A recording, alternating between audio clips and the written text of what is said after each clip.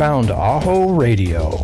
We're authentic human outliers coming together to help heal the fear of being authentic, to bring back genuine human conversation.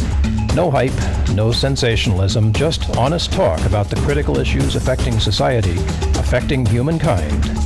And now, here are the hosts of AHO Radio, John Krotec and Bill Protzmann. Hey, good morning, John. How are things out there on the west coast of Florida? We're doing great here. The sun is out. It rained a little bit last night, and just excited to be here with today's guest. How is it out in California? Yeah, foggy this morning, and the Marines haven't started flying yet. If they were, we'd be hearing them. We had, I don't know, yesterday must have been a big day because there were like flights consistently leaving Miramar headed out to sea. I don't know where they're headed. They're headed someplace. Nothing like good training, we have to have those pilots ready to go. But the sound of power. Super excited with today's guest. Colonel and I have been trying to link up for a while, and then we kind of lost track. But so excited to have him here today.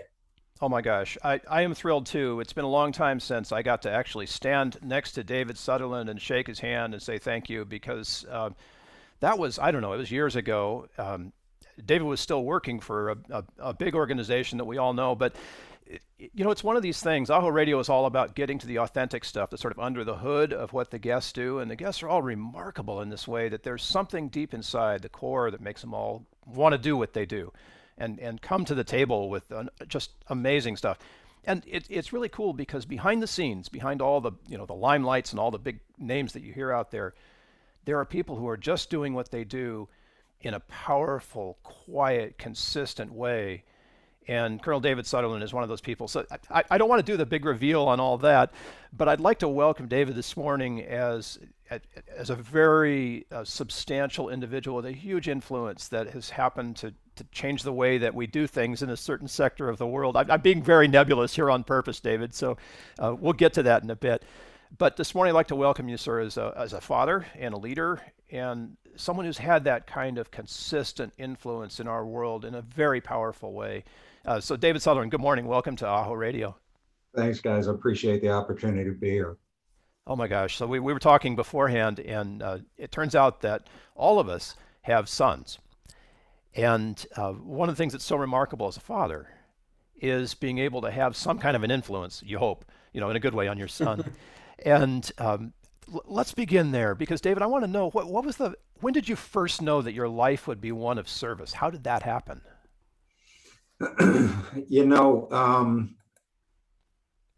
It's like God's fingerprints were all over it. I was led in a direction of making mistakes and learning from the mistakes. And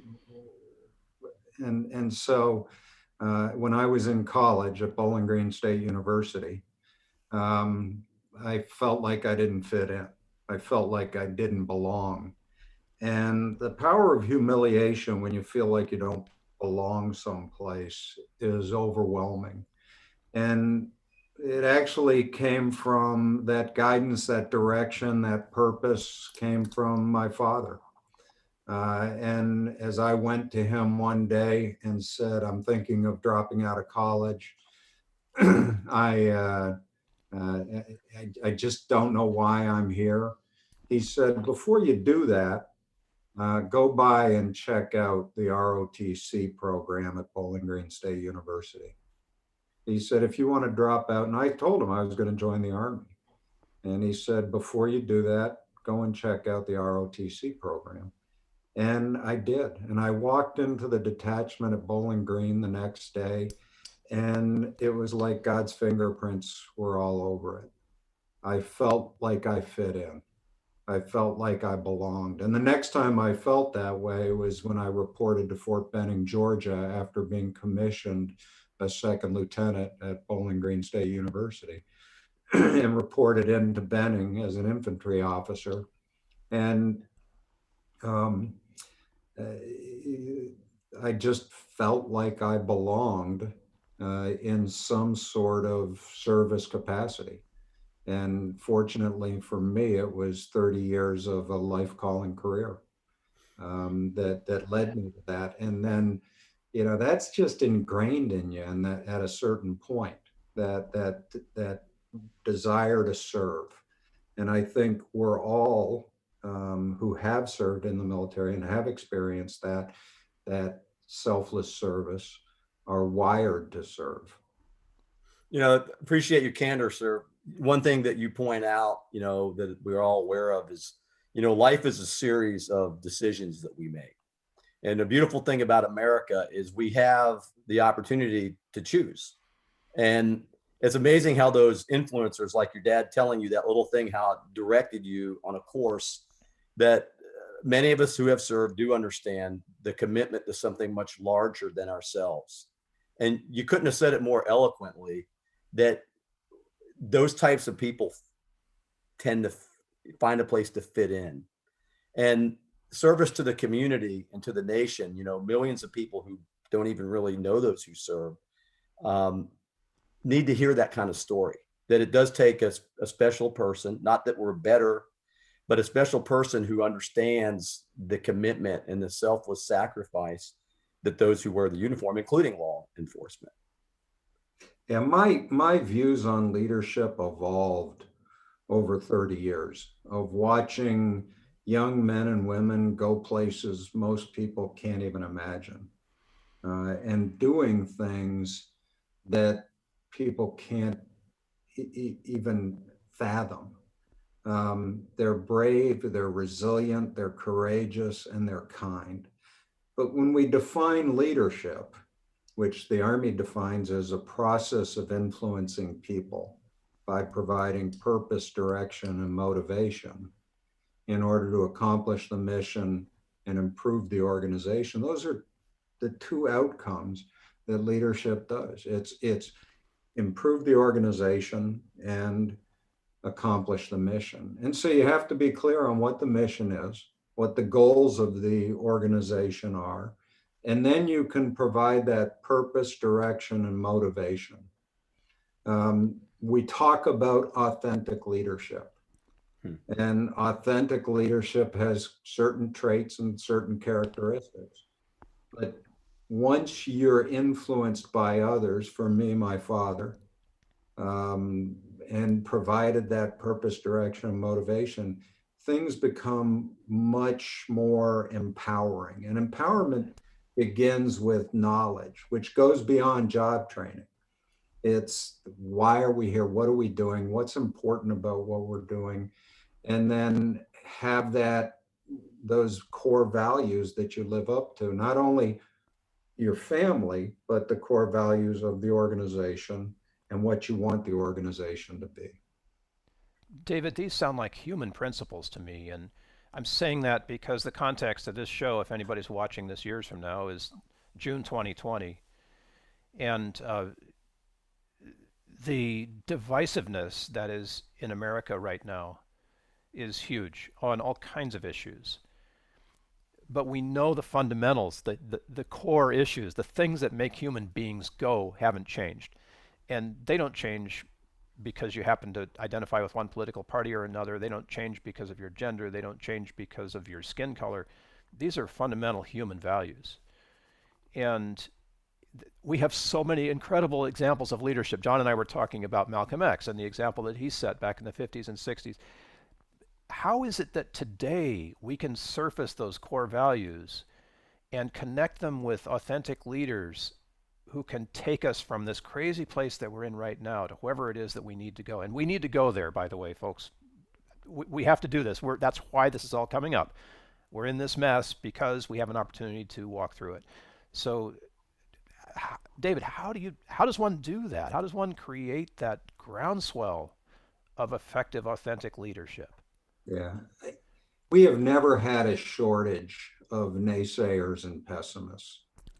There are always those that will stand in the back of the crowd, point to the half-empty glass, and exclaim why great things can't happen. I've experienced firsthand the effects on esprit de corps and morale when leadership fails, managers take over, and followers hunker down and wait for better days. A fortress mentality kicks in. And we have to reject that paradigm of negativity. What we do is instead of focusing on the negative, focus on the positive, step out with people that have shared values, step out, unshackle innovation, and make good things happen. Because you protest is not a bad thing. But what we see is when the actions of a few, whatever side of the actions are on, the actions of a few don't live up to the collective values of the organization and the impact that it has on it. We talk about the values of an organization, a values-based organization where you set the tone, you set the culture, you measure the culture and reward the culture. And that's where we have to calibrate. We set the tone, we set the culture, and let's define culture. It's the way we think, the way we act, and the way we interact with each other. And that has an impact. Sorry. No worries. That has an impact. The culture. So I worked with a lot of great leaders in my 30 years. I worked with a lot of very, very smart individuals, and I worked with a lot of great team builders. But I really only worked with two that were very, very smart and great team builders. Admiral Mike Mullen, the 17th chairman of the Joint Chiefs of Staff, and General David Petraeus, who was the multinational force commander in Iraq when I served over there. And what their abilities to do and to engage, even though they were working with multiple different cultures, whether it was the Army, the Navy, the Air Force, Marines, Coast Guard, or it was cultural, political groups, sects being Shia, Sunni, Kurd, etc. But they had the ability to understand and recognize the way different organizations thought, acted, and interacted with internally and with each other. And then they were able to adapt that because they accepted what other people were thinking, and they were able to have open, honest, candid conversations with them, because at the end of the day, what they had to do was prioritize, delegate, and communicate within the values base of that organization and the behaviors that were taking place. When we shut down the communications and the priorities and don't recognize those, that's when the naysayers and pessimists come out, and they feel humiliated. And it goes back to what I talked about. So having that vision for the future, recognizing as a leader, it's about service for others. The conviction of your values linked to their values, and then creating genuine relationships with an understanding of a foundation of self-awareness. Those are the traits of authenticity, that foundation for self-awareness. We all have to step back and going, what am I doing to step up and participate? I'm gonna follow up with that. Let me follow up with that. And I'll give you from a grassroots, private, boots on the ground soldier viewpoint of that. Okay. I'm a non-combat military veteran.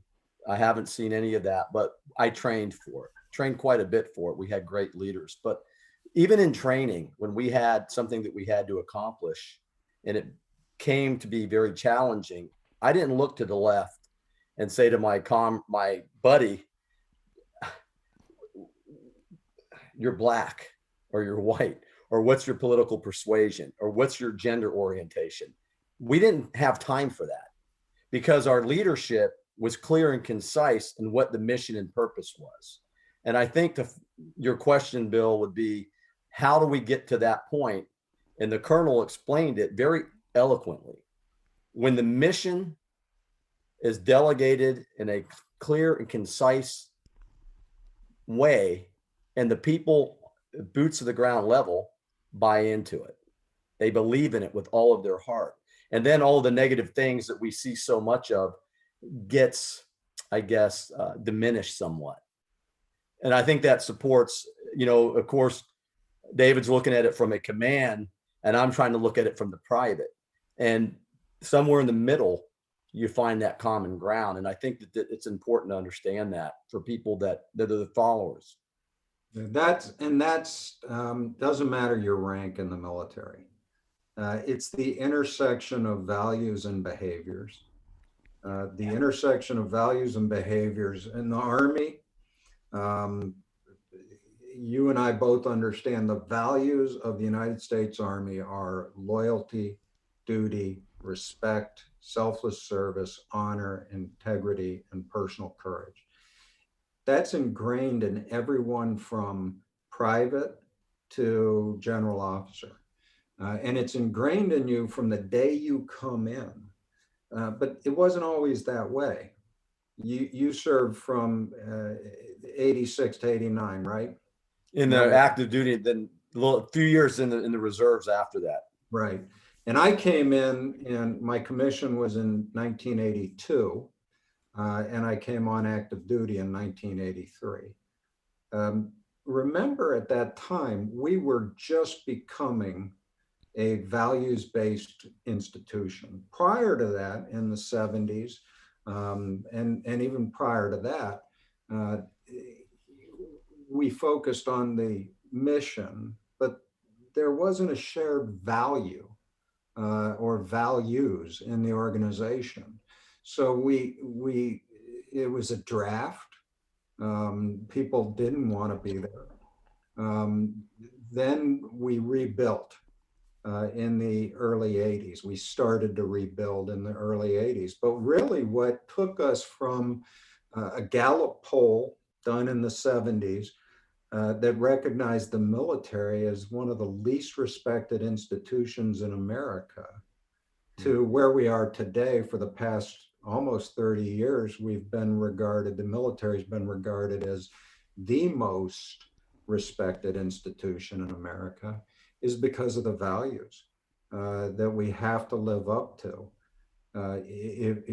DUIs, violations of Uniform Code of Military Justice and regulations are no longer tolerated. But when you and I were in, that was just as we were stopping the guys blowing off formation, guys accepting that someone was going to get a DUI, coming up hot for using smoking marijuana. Yeah. Now that's not tolerated, not because it's against regulations, but it's against the values of the organization. So you're impacted, your behavior that you're held accountable to goes back to that conviction of values. As a leader on the battlefield or in garrison, I had the same values as every other leader, because those were defined by the United States Army. And from the day we came in, from our initial training till we left, that's what we lived up to. Our behaviors had to intersect with those values. You've said this a couple of times. I've heard a couple stories, but can you give us a story from, like, not combat perspective, but from the perspective of having to be in an area where your influence is required in order to keep the peace, of helping to cross the racial or religious boundaries that the Army had to face in a quite foreign environment, and how you brought values into connection with that opportunity? Let me start with the idea of diversity and inclusion. Which Perfect. wasn't necessarily on racial lines, but rather backgrounds and thoughts. As a new soldier coming into the United States Army, you may be from Louisiana and your roommate is from the Bronx of New York. All right, you learn very quickly because of the values, because of the shared experience of basic and advanced individual training, et cetera, on how to live in that environment and how to embrace the different ideas and thoughts of those individuals. In 1988, I took command of my first company, 120 men in Schaffenburg, Germany, in Alpha 17 Infantry, 1st Battalion, 7th Infantry, Cotton Balers. And a few weeks into command, my first sergeant and I, First Sergeant David Ortiz and I, were looking at the unit manning roster. He had it up on the wall, and it had everyone by platoon. That was how we were organized. And what we realized, and it was kind of out of the blue, where Ortiz looked at me and said, "You realize that everyone in 1st platoon is black? And everyone in 2nd platoon is white, and everyone in 3rd platoon is Hispanic." And this was just after taking command, and it never clicked because all I saw were soldiers.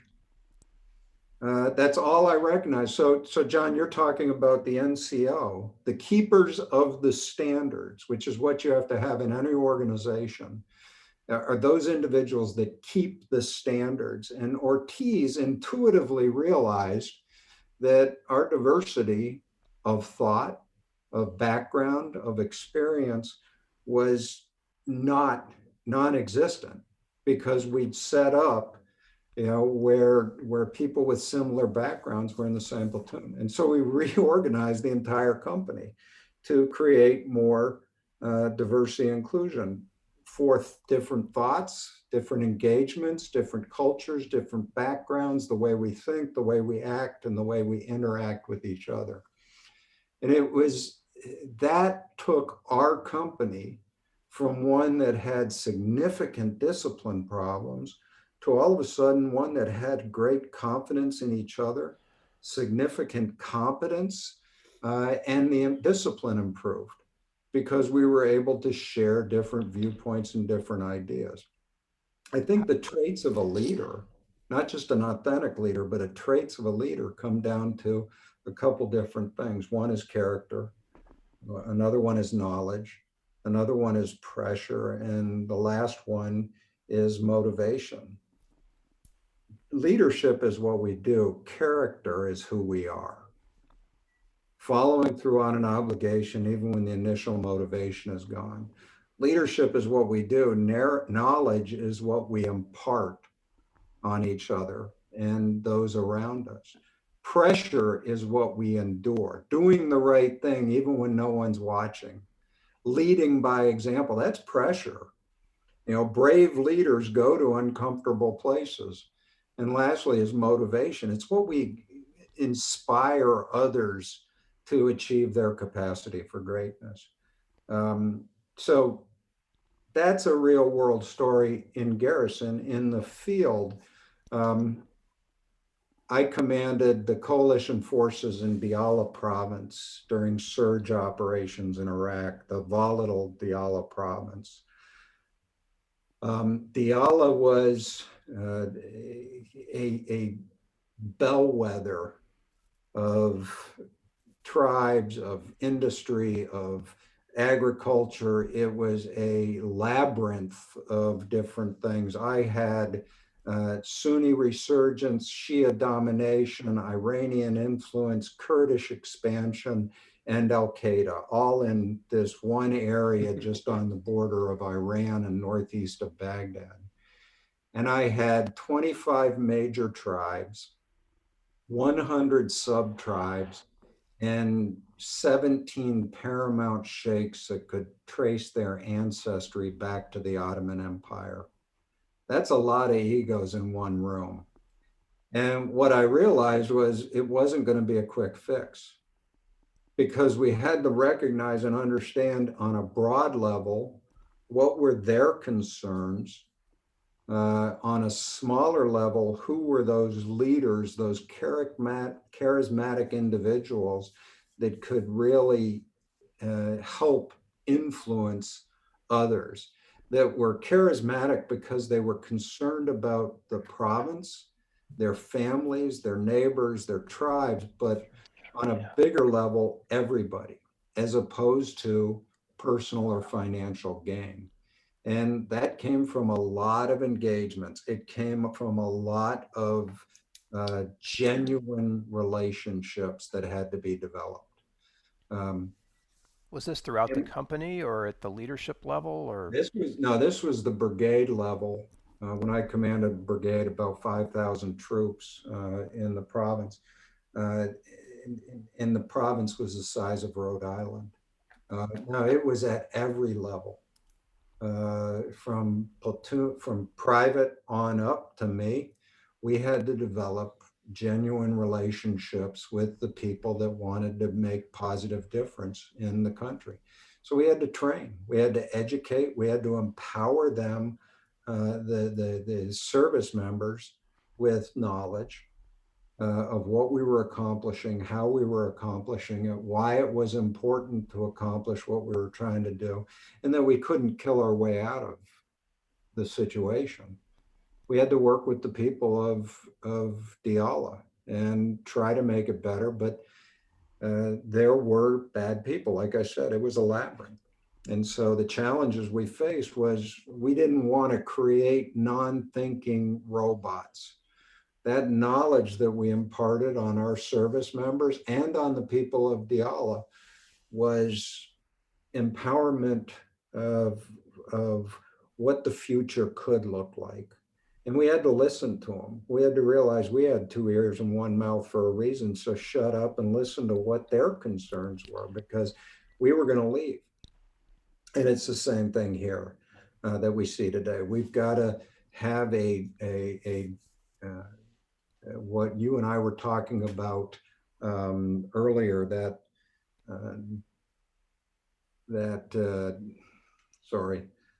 duty to intervene. If we see something wrong, we've got to step in. It's our values. And if we see others acting inappropriately, we have to intervene and engage, because collectively, the values that we live, our behaviors impact that. Thank you for being candid, with the platoon example or the company example and the brigade example. Three things stick out to me in your approach that I think is important to mention. Grassroots, understanding that it's a process, and then adding the humanistic approach into that process. You mean values when you say humanistic? Human to human, obviously values, but probably the biggest word is the process, that it is a process, and sometimes it can be arduous, but we mentioned steadfast and loyal, what I learned when I was in the service, and that steadfastness and loyalty to the overall mission is how we were able to have great success. And it's funny that you mentioned Latins, blacks, and whites, because two of my favorite friends when I was in the service was a guy from Brooklyn, a black kid that was just crazier than all get out. I didn't grow up in the inner city. And the other one was Figueroa, who was a Puerto Rican kid who grew up in the Bronx that you mentioned. And we were like the Three Stooges, but when it came time to soldier, we knew what we needed to do. And again, it comes back around to the leadership of the company that I was in.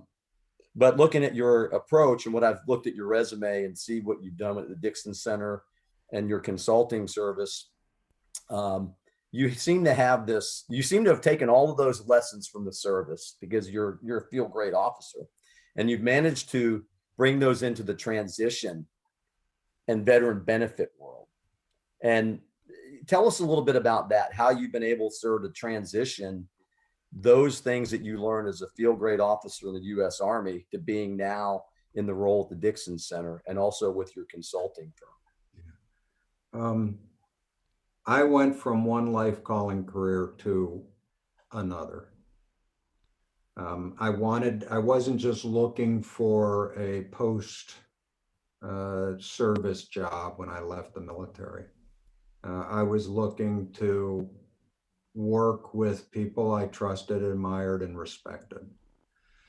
And I saw, as I was transitioning out of the military, that there was a desire across the United States, across the country. It's in our DNA to want to assist transitioning service members veterans of all generations, military families, and families of the fallen. What Admiral Mullen coined the phrase, the sea of goodwill. There is this desire, it's in our DNA to want to assist. The American people just aren't necessarily sure how. I had people coming up to me saying, tell me what I can do. How can I assist?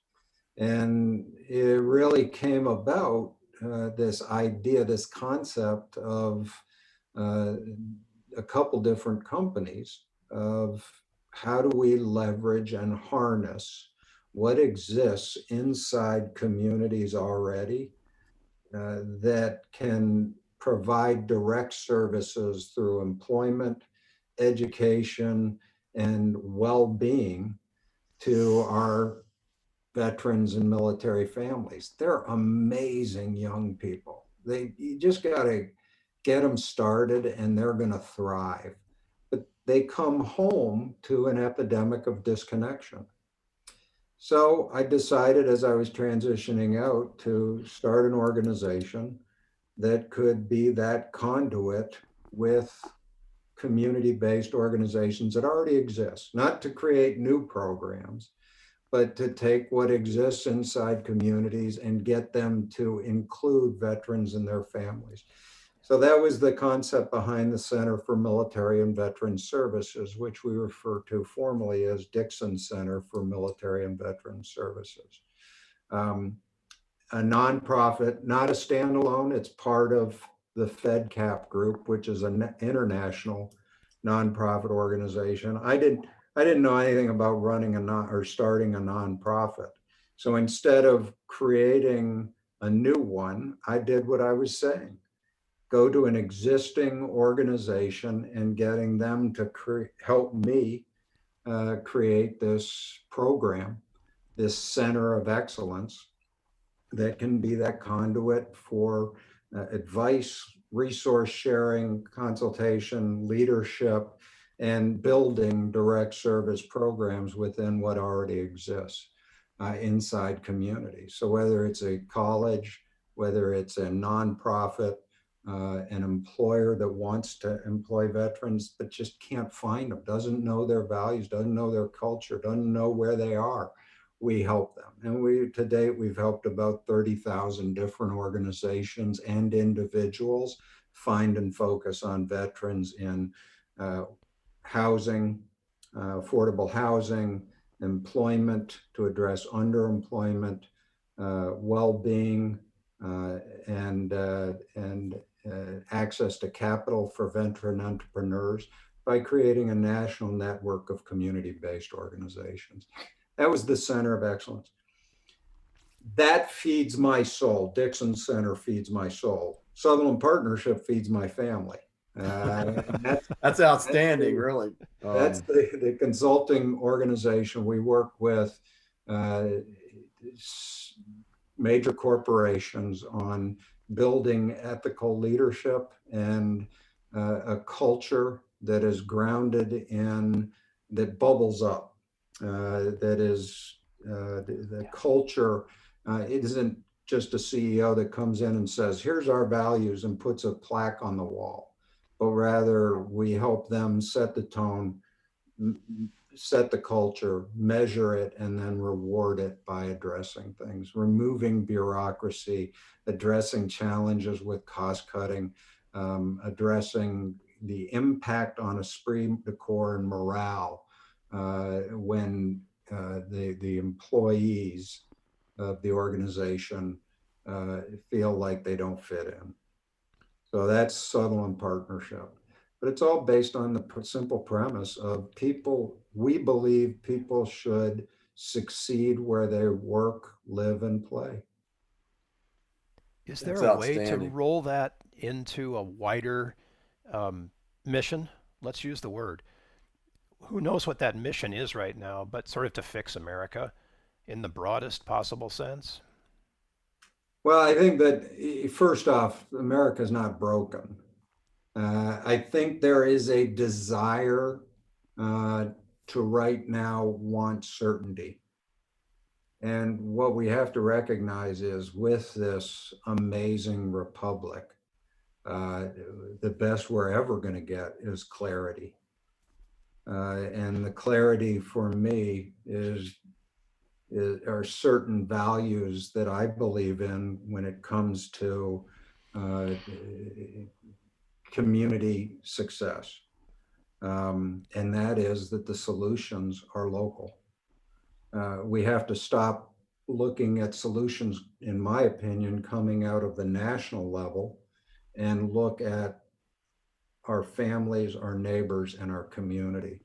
Because in the military, you fought for your family, your neighbor, your community, and your buddies on your left and your right. You come home to your family, your neighbor, your community, and you look for new buddies on your left and your right. And we have to be accepting, like we experienced in the military, of those different backgrounds, experiences, and then make the positive impact locally. There are things that have to change at the national level, but you get one vote, go use it. I completely understand that, and I appreciate your love for this country, because you're right. It starts at the local level, and then leadership branches out from there, and you can influence a lot of people if you have those core value sets in place. You know, you mentioned culture, and I was really intrigued. United States infantry officer authoring a book called The Bedouin Boy, Poet King, A Profoundly Simple Journey. Tell us a little bit about that, because, you know, I have a great love for poetry myself, and I'm interested in what's going on in your mind, sir, with that. What was that all about? Great question. So the idea actually came about when I was having a conversation with my youngest son.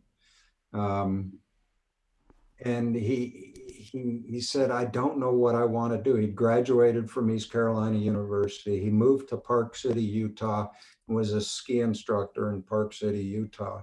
And he called me up and said, Dad, I don't know what I want to do. And he said, I keep going for interviews and they say, what do you want to do? And I don't know how to answer it. And he was putting a lot of pressure on himself. And what we realized, or I started thinking of, was the governing words of the universe are be and do. Who we are and what we do. When you're a kid in high school, or even before high school, when you're a young person, you get asked, what do you want to be when you grow up? When you graduate from high school or college, people ask you, what do you want to do? What are you going to do? And we get these mixed up, and no one says, what do you want to be anymore? And I said to my son that, you know, who we are and what we do, work doesn't define you. It gives you the resources to have the life you want. But be and do unto others. Be the person that others trust, admire, and respect. And this started to evolve in my mind into the whole concept of a journey of self-discovery and leadership that we all want. And if you're struggling in life where you want to go, it comes back to who we are and what we do, which is be and do. I couldn't call it the book Doobie, so I changed it to Be Do, which is, from my experience in the Middle East, the abbreviation for Bedouin. Be Do, BEDU. And so I took the concept of be and do, who we are, what we do, and turned it into a book about a young Bedouin boy who goes through an experience in life, his journey of self-discovery, by following 7 stars. And as he sees these signs, he seizes on them to how he treats and interacts with others, and what his goals in life are, and recognizing those signs and taking advantage of them to achieve his personal goals. It's an That's amazing book, by the fantastic. way. Yeah. Great book. I read a lot of books like The Alchemist and Four Agreements and stuff like that. So when I read the book, David, it came to me like a parable for how to be and how to do in a successful way. Yeah, I didn't have and it really just came down to a conglomeration of different individuals that Paul McKellips, my co-author, and I experienced in our lives over years in the military and serving together in Iraq. And but it goes back to that idea of the way we act, the way we interact, and the way we think collectively and not as individuals. You inspire or you inform in good ways or bad ways. And that's what B do as he was moving through life took on. But there were people that came to me and said, we didn't expect you to write this sort of book. And my dad had been asking me to do a book on leadership for a while. And I kept coming up with these self-help books. And that's not what I wanted. So we're starting our next version, and it's going to be about behaviors. Sweet. You can't get any more authentic than that. I mean, the personal, that's actually pretty genius, actually. And I like that. And I'm going to have to buy a copy, or maybe I'll get Bill's, but no, I want one of my own. No, you can't. You're right up the road in Tampa, aren't you? No, I'm in just outside of Washington, D.C. Okay. I know we're going to have to link up sometime, because I got to get the signature on. I'm a huge fan of George Washington's. I've been fascinated with how George Washington was able to accomplish everything he did during the Revolutionary War without the technology that we have today. I'm also fascinated in how Mount Vernon wasn't destroyed by the British, as bad as they were to the colonies and the colonists, how his house, even though everyone knew where it was, wasn't destroyed. Why do you think they did that? Why do you think they didn't do that? There's one story about that just by happenstance, a British patrol was moving down the Potomac River, and George Washington's nephew paid them off to not destroy the town or the house, but they didn't realize it was George Washington's. Do a compare and contrast, which is interesting. You've got George Washington House, Mount Vernon, one of the largest landowners in Virginia, whose house was not destroyed. His beloved Mount Vernon. And then fast forward to the Civil War, and the general in charge of the Army of Northern Virginia, his house gets taken over and turned into a cemetery, Arlington National Cemetery, which was the house of Robert E. Lee, Arlington House, and the great granddaughter of George Washington, Mary Custis Lee. It was her house, but the General Meigs, Montgomery Meigs, was the quartermaster general of the United States, the federal forces, and he created a mass grave in front of Arlington House. So no matter what, Robert E. Lee, who he viewed as, and rightfully so, was a traitor, could never move back into that house. Compare it to George Washington, whether it was respect that some in the British military had or whatever the reason was. They didn't destroy or desecrate his land. And compare that to Robert E. Lee, who was a beloved general when he served in the United States Army, superintendent of West Point, and the response by the American people to him and his actions was, you'll never move back onto this land again. And we're turning it into the hallowed grounds and sacred grounds of Arlington National Cemetery. That's a great, great piece of history. And maybe they were sending a lesson.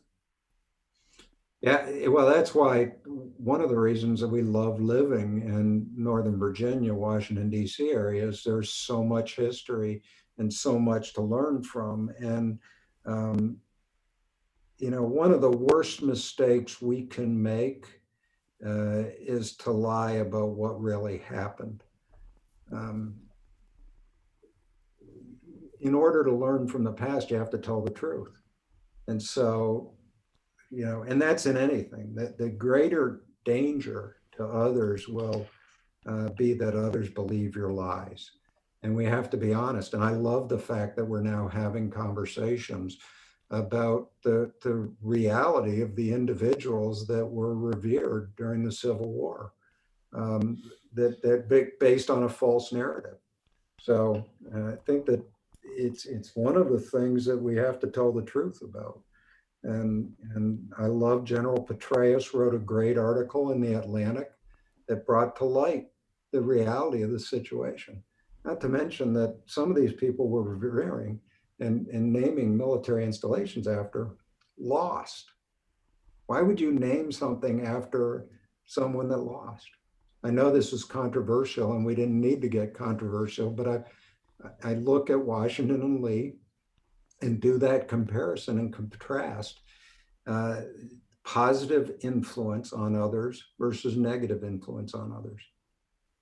It's definitely an interesting viewpoint because I was working on my master's degree in Civil War Studies at American Military University, and what you say is on point. And there are some other factors too with economics and tariffs and compromises and a lot of other things that led up westward expansion. My wife's a native Virginian. She grew up just south of Richmond, and General Lee had his headquarters not far from where her childhood home is. And you're right, General Lee is revered in those areas. Washington and Lee University, visited there, and VMI. I've got some great friends that have gone to VMI, and my take on it is that we do need to tell the truth and what really took place. It's a confusing issue for a lot of people because I think anytime that that we have a vote in America and we have referendums and we have the right to choose. And I think that the way it's gone about happening, I think people need to be educated that it needs to be put at a vote. But I think to unilaterally destroy, people that might say Washington did the things that he did, or even what I've heard about Christopher Columbus, how far do we go, sir? How far do we go with these passions running so high these days and destroying public property? And, I think there needs to be some semblance of law and order. Do the education, but let's take it to a vote. Or if it doesn't get that far, let's do the right thing that you talk about. Yeah. How do we get there? Well, I think we start with not being callous to the suffering or not being callous or indifferent to the sufferings of others. That we have to be mature enough to be able to say, look, the looters are not the protesters. The message of the looters is not the protesters. What's the message of the protesters? I had issues that I went through on the battlefield of Iraq. I've seen valor on the battlefield, a series of noble acts over a period of time under harsh conditions. And we've seen valor here, whether it's in messaging or actions by individuals just recently. We can't be indifferent or callous to the sufferings of others, whether those are perceived or real. It's that power, like I said when we first started, the power of humiliation when you feel like you don't fit in can be overwhelming. No one in this country should feel like they don't fit in. And everyone gets a vote. So take advantage of it. I believe in strong national defense. I believe in limited government. I believe in individual rights. And I believe in free market economy. Not everyone believes what I believe, but we can have a conversation about it.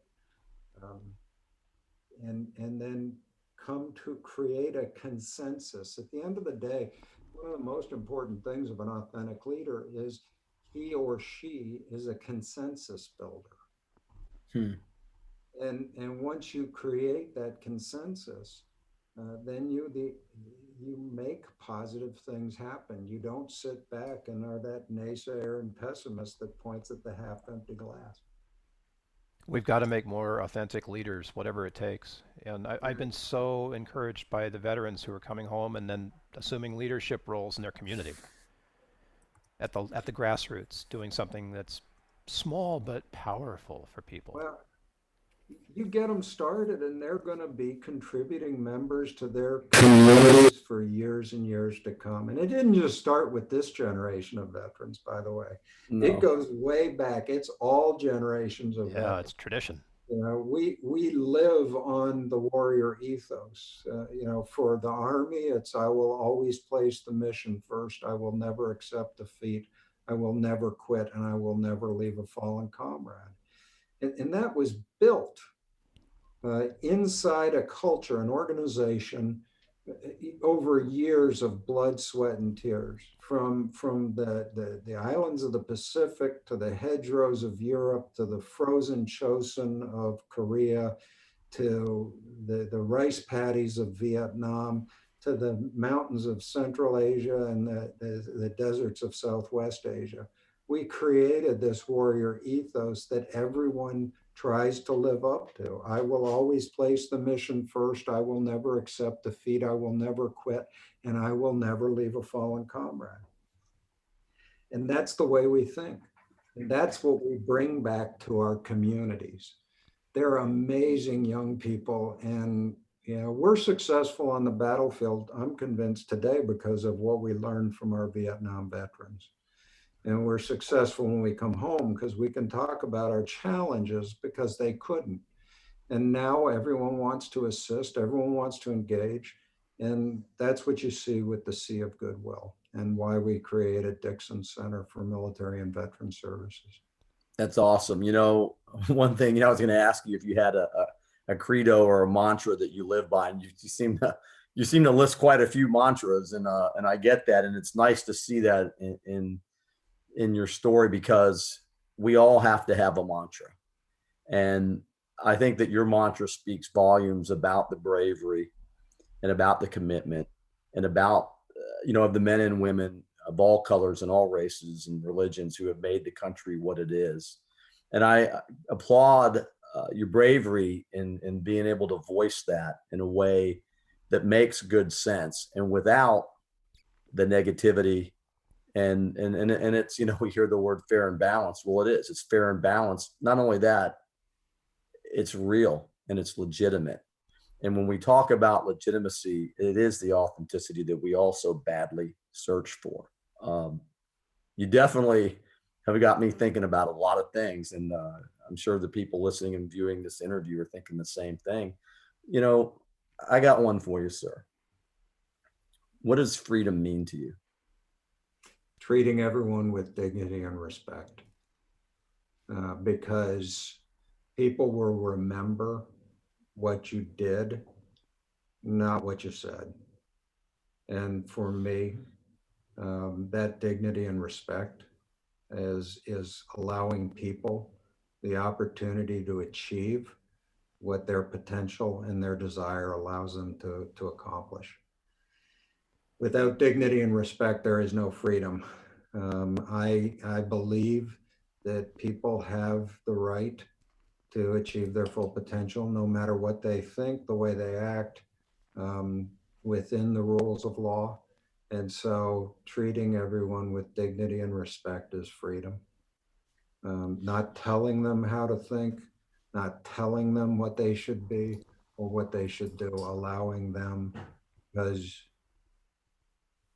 of those two values of dignity and respect. You know, it's amazing. Whenever we ask that question, we get a different answer. And every answer is valuable, you know, a valuable lesson in authentic leadership, what you just said. And I can tell you, having guys like you out there, you know, covering our sixes, you know, back here at home, I'm so very fortunate, and I'm glad you made it home. And I'm very proud of what you guys were able and gals were able to do there for my benefit. Thank you. Absolutely. Absolutely. And John, isn't dignity and respect where we got started? John and I were talking back in the day, and he said, Bill, have you ever read that book on etiquette? You know, that giant book on Amy Vanderbilt has one. And I thought to myself, you know what, David, I grew up in a family where dignity and respect were just part of the way things were. And I commend my father for that, for carrying that tradition forward. I commend my mother for that.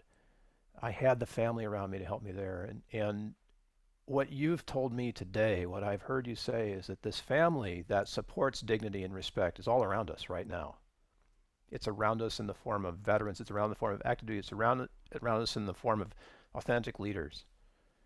And I just thank you for being a living example of that and for sharing some of your wisdom with us today and inspiring other people who who will hear this. Who knows how far down the road this historical record will survive? Who'll go back and, you know, scratch the ancient surface of YouTube, and centuries from now, here's this guy, David Sutherland, talking about dignity and respect in 2020. What a crazy year that was. Yeah, we're not summer soldiers, are we? Oh, Let me ask you this, sir. How can people find out more information about the Dixon Center and then your consulting services? And if they want to get a copy of the book, those three things, what do they need to do? And so dixoncenter.org, DIXON center.org is the website for our work, because we believe our veterans and military families can succeed where they live, or should succeed where they live. And we also believe that every organization, every business, every nonprofit, every faith-based organization, every department and agency should include veterans in their programs, services, and opportunities. So our mission is to make that possible in every community across the country. That is dixoncenter.org. It's named after Staff Sergeant Donnie Dixon, not because who was killed on the 29th of September 2007, while he and I were on a patrol in the neighborhood of Balur, Iraq, and a sniper shot and killed Sergeant Dixon. Isn't named in memoriam of him. It's named in honor of everything he represented. Non-commissioned officer, second tour in Iraq, third enlistment, a father, a husband, that lived up to the values that we expect. And he represents so many others that served. So instead of just naming it the generic Center for Military and Veteran Services, we named it Dixon Center to capture all of those things that our great service members achieve every day. So find out if you're interested in finding and focusing on direct service programs for veterans and their families. Dixoncenter.org is the place to go. Sutherland Partnership on our website, sutherlandpartnership.com, is right on the top is how you can find the book Be Do. We're doing great. It's a firm made up of military veterans who are providing the consulting services on leadership development and corporate culture for major organizations that are interested in making their organizations a great place to work, live, and play. Awesome. There you have it, right from the Colonel's mouth. David Sutherland, and Bill, my co-host. We've had a really nice and interesting time doing this so far. And just thank you for giving us your time today, Colonel. And we look forward to the future. Absolutely. Thank you, David. From my heart, this has been a real inspiration for me to be able to be here and chat with you today. It's the kind of conversation that we need right now, in my opinion. I agree. Thanks, guys. Thanks so much. Have a great day. You too. Thank you for joining us on this episode of AHO Radio. Information we mentioned is probably in the show notes, but if we missed anything, please let us know and we'll get it added for you. Subscribe to the AHO Radio channel on YouTube to stay connected, and as always, we wish you health, success, and significance. AHO! AHO! AHO!